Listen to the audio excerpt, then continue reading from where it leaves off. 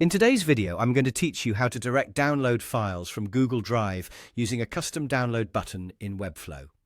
This is a powerful skill to have, especially if you want to enhance the functionality of your website and offer direct file downloads to your users. Let's dive right in. All right, to start off, the first thing you'll need to do is add a link element to your Webflow project. This link can be either a text link or a button link, depending on your design preference. In this demonstration, I've already gone ahead and placed a button on the page.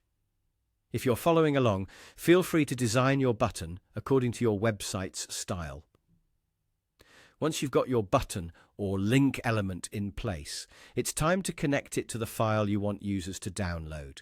Next, you need to head over to your Google Drive. Locate the file you want to share with your users.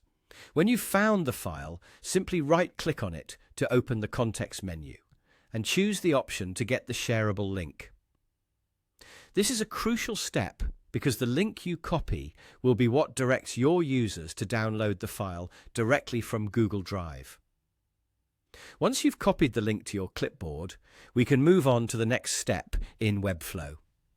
Now go back to your Webflow project where you've already placed your button. Select the button to open its settings.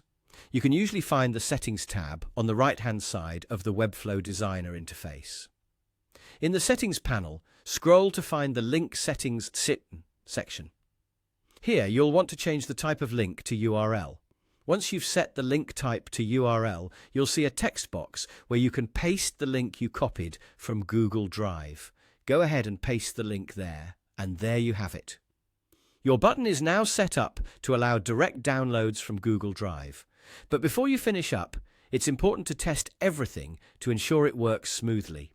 Webflow makes this easy with its preview mode. Simply switch over to preview mode and click on your custom download button to see if it directs to the file just as intended. Remember, any adjustments you want to make now can be done, whether it's styling your button further or modifying link settings.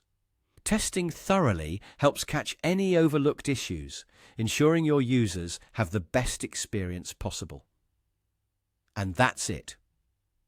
By following these steps, you've successfully added a direct download button to your Webflow project. This method is not only straightforward, but also incredibly useful for sharing files directly with your audience. Thanks for watching and happy designing.